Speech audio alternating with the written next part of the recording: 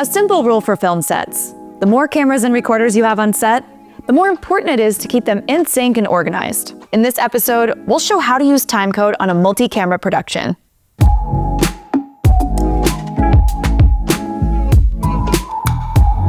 Today, we're on the set of an improvisational D&D show called The Dice Decide. We thought it would be a great opportunity to meet their sound mixer and go over all of the different ways they achieved quality sound and sync during the production. That way, you guys can learn from it. Please welcome our guest, Blake Christian.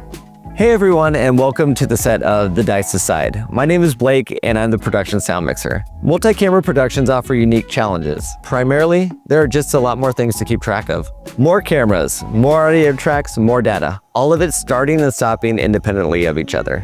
It's imperative that your devices, regardless of brand, are on the same page. In this case, the same clock. My first responsibility on the set is getting every device that is needed connected to the universal language, timecode. Wait, what is timecode? We've explained this a bazillion times, and you can bet we'll keep explaining. It's that important. Timecode is frame-accurate metadata embedded into a file. This metadata is generated by a special type of clock and serves as the language all of your devices use to stay in sync, no matter how out of whack their start and stop points are throughout the day.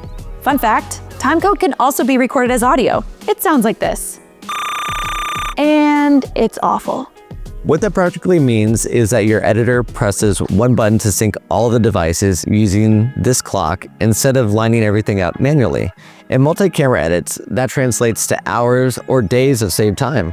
Most professional devices have their own internal clocks, but again, the clocks are isolated to the device. Worse yet, camera clocks can drift over time, making them useless for sync. You will need an external timecode generator that stays attached to the camera and recorder, and that will feed the device timecode you can reliably use. Sadly, you can't plug in a generator to update the device's clock and then unplug it. It will need to stay connected to avoid drift. So how many devices will be used on the day? There are 6 cameras and 1 audio recorder, getting 6 signals from 6 different body packs. One of my pre-production responsibilities is to ask what cameras are being used on the day. This way I know how many timecode boxes to bring and which cables I'll be needing. It's also important to know what type of timecode those devices can use. Professional cameras use metadata timecode, while mirrorless cameras need to use LTC audio timecode. This is information to put in your sound report so the editor knows what to look for. When the timecode generator is ready to be given to the camera operator, watch the camera LCD over their shoulder. If you did your research beforehand, you'll know where to look to confirm that the camera is receiving the timecode. Don't assume that just because the generator is connected, that it's working. Also, don't touch the camera. They really don't like that. Be open to walking the operator through the menus though, if they don't have any experience with setting up timecode. We always say communication is key on set, and that holds true here. We have a bunch of timecode tutorials for different cameras, and they're all like a minute long, so research will be easy. Once all the cameras have been properly connected, I can focus on getting my recorder up and running. I want to make sure my recorder also has a generator attached because this will serve as my master clock. Then I can double check my frame rate and that everything is synced. If you're on a set without a centralized recorder and would rather record on a body pack locally, you don't have to forego using timecode. The Deity Theos offers wireless timecode sync and records internally. This setup would be ideal for a show like Netflix's Physical 100, where they had dozens of contestants wearing recorders. Some people like the timecode signal to come from their recorder and feed the rest of their devices. This means the generator is receiving the timecode from the recorder and then sending it to all the other generators. With the TC1, you don't need to do this. It adds a level of menu hopping and time to set up. It's often easier and less failure-prone to feed timecode from the generator into the recorder, just like all our other devices. Every sound mixer has a preference on this. Make a decision based on what you are comfortable with. Now that our timecode is set up, it's good to have some redundancies in place when dealing with multi-camera setups. This is where our smart slate comes in. We're using the Deity TC SL1, which has the same timecode clock as our generators. The first redundancy is that it displays the timecode on the faceplate. This way every camera can visually see what frame the footage is on at the start of every shot.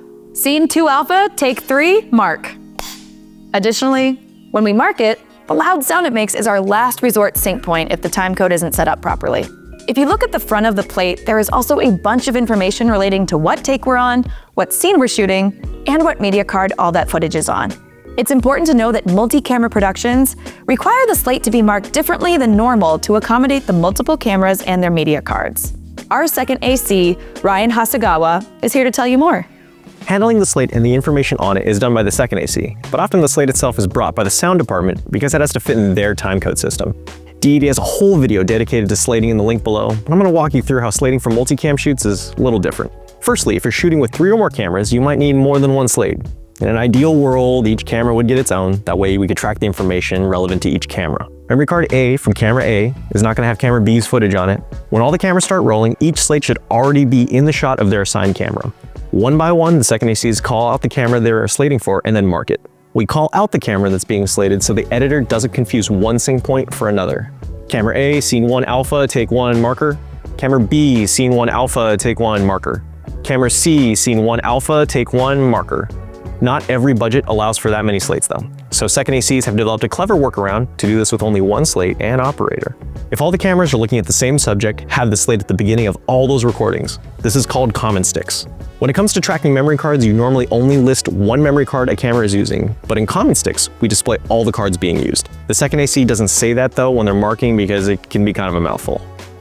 Common sticks, scene 2 alpha, take 1, marker. This system might require the camera operators to temporarily reframe so they can see the slate, but that's not always possible. But in situations like that, use common sticks for the ones that can't be grouped, and then the individual camera name after you reposition the slate. Camera A and B common sticks, scene 3 alpha, take 1, marker.